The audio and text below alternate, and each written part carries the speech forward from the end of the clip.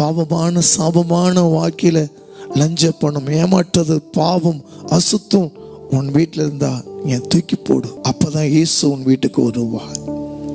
உன் வீட்டுக்கு ரட்சிப்பு வந்தது. நீ சின்ன வயசுல படிச்சீங்க, படிப்பை கொடுத்தார், திருமணம் கொடுத்தார், குழந்தைய பாக்கியத்தை கத்த கொடுத்தார். ஆனா நீ எல்லாம் ஓடி ஓடி கணவன் மனைவி ஓடி சம்பாதிச்சாலும் இன்னைக்கு எத்தனை குடும்பம் சமாதானம் வாழ்ந்து கொண்டிருக்காங்க. ஏன்? மற்ற லஞ்ச பணம் சகாய்க்கு எல்லாம் இருந்தது, ஆனா சமாதானம் இல்லை. இயேசு வந்த உடனே சொல்றார், நான் அநியாயமே வாங்கின நாளத்தை நான் திருப்பி கொடுக்கிறேன். சொன்ன உடனே உன் வீட்டுக்கு ரட்சிப்பு வந்தது. கர்த்தர் தேவச்சனமே, உன் அதிகாரின்னு இருக்கியா? லஞ்ச பணம் வந்தா சாபம்.